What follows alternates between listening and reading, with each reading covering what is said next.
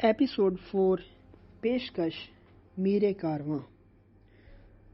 اگر آپ کو ہماری ویڈیو پسند آئے تو اسے لائک اور شیئر کریں، چینل کو سبسکرائب کریں اور بیل آئیکن کو پریس کریں تاکہ ہماری آنے والی ویڈیوز آپ تک بآسانی پہنچ سکیں۔ ہم سے ناراض ہو عثمان؟ دوسری طرف سے کسی نسوانی آواز نے پوچھا۔ جی، میں نے آپ کو پہچانا نہیں، اس نے معذرت خواہانہ لہجے میں کہا۔ میں تمہاری فہمیدہ آنٹی بول رہی ہوں۔ اس کا دل اتنے زور سے دھڑکا کہ جیسے سینے سے نکل آئے گا۔ سوری آنٹی، ریئلی سوری کہ میں نے آپ کو پہچانا نہیں۔ کوئی بات نہیں، فون پر پہلی بار میری آواز سنی ہے نا۔ میں یہ کہہ رہی ہوں کہ اتنے دن ہو گئے تم ہمارے گھر نہیں آئے، ہم سے ناراض ہو کیا؟ ارے نہیں آنٹی، یہ کیسے ہو سکتا ہے؟ تو پھر ہم شاید اپنے خلوص کا پوری طرح تمہیں یقین نہیں دلا سکے۔ میں نے تو اتنی بار کہا تھا کہ میں تم سے رسماً نہیں کہہ رہی ہوں، تمہارا آنا ہمیں اچھا لگے گا، وہ بھی تمہارا ہی گھر ہے۔ میں جانتا ہوں آنٹی، لیکن کیا کروں، مصروفیت ہی اتنی ہے۔ میں جانتی ہوں، اسی لیے تو کہتی ہوں کہ روز آیا جایا کرو۔ آدمی دکھ سے لڑتا ہے تو مصروفیت ہی کو ہتھیار بناتا ہے، پھر اکیلے گھر جانے کا تصور بھی دفتر سے نہیں اٹھنے دیتا ہوگا۔ عثمان کی آنکھیں نم ہو گئی۔ کیسی گہرائی میں محسوس کر کے کیسی سچی بات کہی ہے انہوں نے۔ کوئی کسی غیر کو اس طرح محسوس کر سکتا ہے؟ پھر یہاں بھی سب تمہارے گرویدہ ہو گئے ہیں، آنٹی کہہ رہی تھی۔ میرے دونوں بیٹے روز تمہیں یاد کرتے ہیں، بس آج شام آ جاؤ، ہم تمہارا انتظار کریں گے۔ ٹھیک ہے آنٹی۔ ریسیور رکھنے کے بعد وہ یوں ہانپتا رہا جیسے میلوں دوڑا ہو۔ آنٹی نے کہا تھا سب گرویدہ ہو گئے ہیں، تو کیا شہناز بھی؟ اس شام وہ سینے میں رقصاں دل لیے نجم صاحب کے گھر چلا گیا۔ واقعی وہ اس کے منتظر تھے۔ دونوں لڑکے اس سے یوں ملے جیسے وہ کوئی ان کا برسوں کا بچھڑا بھائی ہو۔ ان کا بس چلتا تو وہ اپنے آپ کو اس پر نچھاور کر دیتے۔ ان کے پاس موضوعات کی بھی کمی نہیں تھی، کرکٹ، ٹینس، سیاست، تعلیم۔ انکل نظر نہیں آ رہے؟ عثمان نے آنٹی سے پوچھا۔ وہ تو اچانک ایک کاروباری دورے پر نکل گئے تھے، ورنہ تمہیں فون کرنے میں اتنے دن نہ لگتے، آنٹی نے کہا۔ وہ تو میں نے بڑی مشکل سے تمہارا نمبر تلاش کیا، کئی دن سے کوشش کر رہی تھی۔ اس روز عثمان کو احساس ہوا کہ بھائیوں کے برعکس شہناز بہت کم سخن ہے۔ پھر پہلی بار اس نے ٹکٹکی باندھ کر دیکھنے جانے پر اس کا رد عمل بھی دیکھا۔ اس کے چہرے پر بے حد واضح ناگواری تھی۔ عثمان کے نزدیک وہ رد عمل فطری تھا، یوں دیکھے جانا کسی کو بھی اچھا نہیں لگ سکتا۔ اس نے فیصلہ کیا کہ اسے اس وارفتگی سے لڑنا ہوگا، اسے یوں دیکھنے سے گریز کرنا ہوگا۔ اس دن کے بعد عثمان کی جھجک نکل گئی، وہ باقاعدگی سے نجم صاحب کے گھر جانے لگا۔ ایک دن چھوڑ کر جانے کا معمول بن گیا تھا۔ کبھی 2 دن کا وقفہ ہو جاتا تو اسے فون پر آنٹی کی ڈانٹ سننا پڑتی۔ شہناز کے سوا سب سے بے تکلفی ہو گئی تھی۔ اب وہ اس کا گھر اور گھر کے فرد کی طرح تھا۔ سب کچھ ہو گیا، لیکن وہ شہناز سے بے تکلف نہیں ہوا۔ شہناز نے بھی کبھی رسمی باتوں کے سوا اس سے بات نہیں کی۔ اپنی گستاخ نگاہوں کے معاملے میں عثمان بہت محتاط ہو گیا تھا، پھر بھی کبھی نگاہ اٹھ ہی جاتی تھی۔ کئی بار ایسا ہوا کہ اس نے نظر اٹھائی تو دیکھا کہ شہناز اسے عجیب سی نظروں سے دیکھ رہی ہے۔ وہ ان نظروں کا مکمل مفہوم تو کبھی نہیں سمجھ سکا، اتنا اندازہ ضرور ہوا کہ وہ تولنے والی نظریں تھیں، جیسے وہ اسے سمجھے، اس کی اصل پیمائش کرنے کی کوشش کر رہی ہو۔ پھر یہ بھی تھا کہ اس کے دیکھنے پر بھی شہناز نے کبھی نظریں نہیں جھکائیں، الٹا وہ اس کی آنکھوں میں دیکھتی رہی جیسے اسے چیلنج کر رہی ہو۔ اس کے بعد اس کے ہونٹوں پر ہمیشہ ایک فاتحانہ مسکراہٹ کھیلنے لگتی تھی۔ عثمان نے کبھی اس چیلنج کو سمجھنے کی کوشش نہیں کی۔ وہ محبت میں چیلنج کرنے کا قائل ہی نہیں تھا، وہ تو محبت کا طالب علم تھا، مبتدی، جس پر محبت کے اسرار ایک ایک کر کے کھل رہے۔ وہ اسے حیران کر رہے تھے۔ جب محبت سے ناآشنا کوئی شخص پہلی بار کسی کی محبت میں گرفتار ہو جاتا ہے تو ایک خاص عرصے تک اپنے آپ میں گم ہو جاتا ہے۔ وہ محبت کے حوالے سے خود کو جاننے کی اور اپنے اندر رونما ہونے والی تبدیلیوں کو سمجھنے کی کوشش میں مصروف رہتا ہے۔ دوسروں کو، باہر کی دنیا کو، بلکہ اپنے محبوب تک کو سمجھنے کی فرصت اس کے پاس نہیں ہوتی۔ اپنے اندر گم ہونے اور اس کیفیت کے عرصے کی طوالت کا انحصار اس کی محبت کی شدت، گہرائی اور سچائی پر ہوتا ہے۔ محبت جتنی شدید، گہری اور سچی ہوگی، یہ عرصہ اتنا ہی طویل ہوگا۔ عثمان بھی اس عرصے سے گزر رہا تھا۔ اس نے شہناز کے اس چیلنج کو دیکھا لیکن سمجھا نہیں، بلکہ اس نے اسے سمجھنے کی ضرورت بھی محسوس نہیں کی۔ اس نے تو بس اتنا دیکھا کہ شہناز اسے تولنے والی نظروں سے دیکھتی ہے۔ جب تک کوئی دلچسپی نہ ہو، کوئی کسی کو ایسے نہیں دیکھتا۔ یہ بات اس کے لیے بہت تھی کہ شہناز اس میں دلچسپی لے رہی ہے۔ وہ مطمئن ہو گیا کہ اس کا جذبہ محبت یک طرفہ نہیں، اس کے لیے تو بس وہ نظر حوصلہ افزا تھی۔ پھر وہ اس عرصے سے گزر گیا جس میں اس کے اندر کی خوبصورتی اور وسعت نے اسے اسیر کر لیا تھا۔ وہ جانتا تھا کہ یہ خوبصورتی محبت کی عطا کی ہوئی ہے۔ وہ حیرت سے سوچتا کہ محبت ایسا حسین، ایسا طاقتور اور ایسا بے کران جذبہ ہے کہ آدمی کی دنیا ہی بدل کر رکھ دیتا ہے، پیتل کو سونا بنا دیتا ہے۔ اپنی تبدیلیاں اسے خود بھی بہت اچھی لگتی تھی۔ اس عرصے سے گزرا تو باہر کی دنیا سے اس کا تعلق جڑا۔ اس نے دنیا کو اور دوسرے لوگوں کو دیکھنا شروع کیا۔ پھر اسے احساس ہوا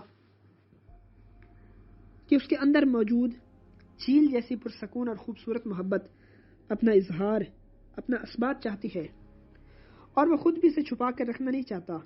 یوں اس کے لیے ایک مسئلہ کھڑا ہو گیا، وہ یہ سب کچھ کسے بتاتا؟ ایک طرف وہ اس محبت کو بیان کرنا چاہتا تھا تو دوسری طرف اس کے اندر اس کے خلاف مزاحمت بھی تھی۔ وہ سمجھتا تھا کہ محبت کو اور اس کی خوبصورتی کو وہ ٹھیک طور پر بیان نہیں کر سکے گا۔ بیان کے نتیجے میں محبت ہلکی اور گھٹیا ہو جائے گی۔ یہ اسے گوارا نہیں تھا۔ دل میں کوئی اچھی بات بھی بہت دن تک رہے تو بوجھ بن جاتی ہے۔ شیئر کرنا، وہ دکھ ہو یا سکھ، اچھی بات ہو یا خراب، انسان کی فطرت ہے۔ وہ خاموش اور انکہی محبت عثمان کے لیے بوجھ بن گئی۔ مسئلہ یہ بھی تھا کہ ہر گزرتے لمحے کے ساتھ محبت بھی بڑھ رہی تھی اور بوجھ بھی۔ ایک وقت آیا کہ اسے محسوس ہونے لگا کہ اس نے دل کا بوجھ کسی کے سامنے ہلکا نہیں کیا تو کسی دن وہ دھماکے سے پھٹ جائے گا۔ قدرتی طور پر اسے دل کا بوجھ شہناز کے سامنے ہلکا کرنا چاہیے تھا، لیکن وہ اس کے سامنے اپنی محبت کو ہلکا نہیں کرنا چاہتا تھا۔ خواہش کے باوجود اس کے سامنے اس کی زبان نہیں کھلی۔ اس کے علاوہ ایک اور رکاوٹ بھی تھی، وہ صرف شہناز نہیں تھی، نجم انکل اور فہمیدہ آنٹی کی بیٹی بھی تھی، سعود اور محمود کی بہن بھی تھی۔ ان سب لوگوں نے اسے اعتماد اور محبت سے نوازا تھا، اسے اپنے گھر کے فرد کا درجہ دیا تھا۔ ایسے میں اسے زیب نہیں دیتا تھا کہ وہ براہ راست شہناز سے اپنے دل کی بات کہے، یہ تو گھٹیا پن ہوتا۔ سب سے اچھی بات یہ ہوتی کہ وہ انکل نجم سے یا آنٹی سے شہناز کو مانگ لیتا۔ جب یہ بوجھ ناقابل برداشت ہونے لگا تو اس نے اپنے بچپن کے دوست احسان سے سب کچھ کہہ دیا۔ احسان نے بہت توجہ سے اس کی بات سنی مگر زیر لب مسکراتا رہا۔ عثمان اس مسکراہٹ سے چڑ گیا۔ یہ گدھے کی طرح اپنے ہونٹ کیوں پھیلائے جا رہے ہو؟ گدھا میں نہیں تم ہو، مجھے کیوں سنا رہے ہو یہ کتھا؟ احسان نے بدستور مسکراتے ہوئے کہا، بھائی میرا نام شہناز نہیں، نہ میں تمہارے اس اظہار محبت کا اہل ہوں، نہ ہی مستحق ہوں۔ میں تمہیں جواب میں وہ محبت بھی نہیں دے سکتا جو تمہیں ملنی چاہیے۔ ہر وقت مسخرہ پن نہ کیا کرو۔ عثمان نے اسے ڈپٹا۔ میں شہناز سے یہ گفتگو نہیں کر سکتا۔ کیوں نہیں کر سکتے؟ جواب میں عثمان نے اپنی وجوہات بیان کر دی۔ احسان ہنسنے لگا، تمہاری بات میری سمجھ میں تو نہیں آتی۔ بھائی تم اسے گناہ کی بات تو نہیں کر رہے ہو کہ احساس جرم کے شکار ہو؟ یہ کوئی ناجائز کام تو نہیں؟ بس مجھے لگتا ہے کہ میں انکل اور آنٹی کے اعتماد کو مجروح کروں گا اس طرح۔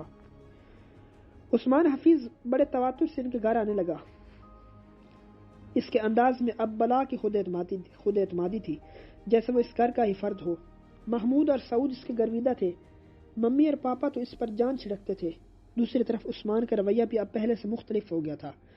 وہ پہلے کی طرح پاگلوں کے سے انداز میں ٹکٹکی باندھ کر اسے نہیں دیکھتا تھا۔ شاید اسے احساس ہو گیا تھا کہ اس کی یہ حرکت اسے بجا طور پر ناگوار گزری ہے۔ یہاں اسے پھر اس کی یہ کمزوری بری لگی۔ مردوں کو یوں ناگواری کی پرواہ نہیں کرنی چاہیے۔ مرد تو وہ ہے جو ڈٹا رہے، کسی عورت کی آرزو کرے تو اسے حاصل کیے بغیر چین سے نہ بیٹھے۔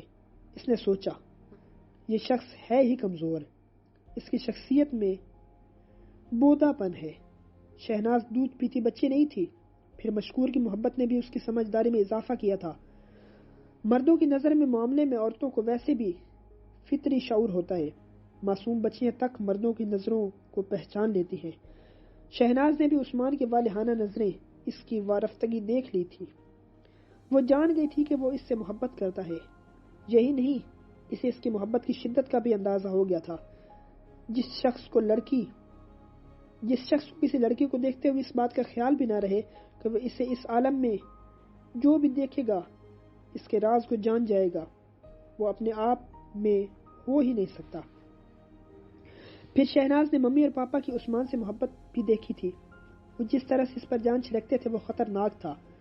جوان بیٹی کے ماں باپ اگر کسی جوان آدمی پر والا و شیدا ہوں تو اس کا صرف ایک سبب ہوتا ہے، وہ یہ کہ اس جوان کو اپنا بیٹا بنانا چاہتے ہیں، اپنی بیٹی کا مستقبل اس سے وابستہ کرنا چاہتے ہیں۔ کہتے ہیں داماد کی محبت بیٹے سے زیادہ ہوتی ہے، وہ اسے اولاد کی طرح چاہنے لگتے ہیں۔ شہناز کو احساس ہو گیا کہ یہ معاملہ خطرناک ہے۔ عثمان حفیظ خود بھی خطرناک آدمی تھا، اس کی خطرناک اس کی اہلیتوں میں پنہاں تھی۔ اسے معقولیت کے ساتھ مسترد کرنا مشکل ہی نہیں، تقریباً ناممکن تھا۔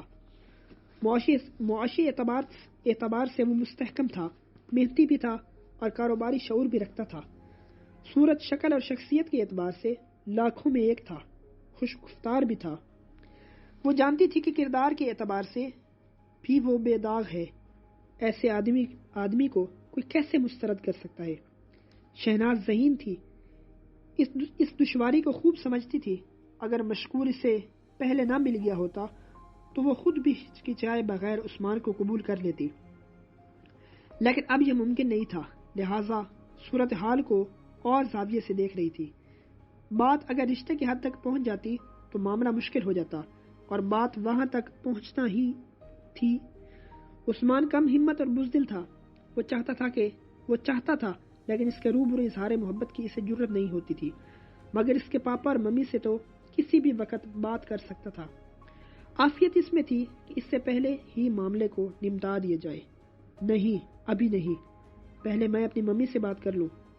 میں نہیں چاہتی کہ تمہاری امی کو انکار کی توہین کا سامنا کرنا پڑے۔ تو کیا انکار بھی ہو سکتا ہے؟ مشکور کا لہجہ سخت ہو گیا۔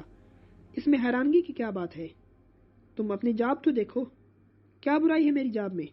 اور میں یہاں رکنے والا بھی نہیں، مجھے بہت آگے جانا ہے، تم دیکھ لینا۔ یہ تو میں پچھلے 4 سال سے سن رہی ہوں۔ میں اپنے پاپا کو خوب جانتی ہوں، تمہاری یہ جاب ہمارا کام مشکل کر دے گی۔ یہاں پر ایپیسوڈ 4 کا اختتام ہوتا ہے۔ بقیہ کہانی سننے کے لیے ایپیسوڈ 5 سماعت فرمائیں۔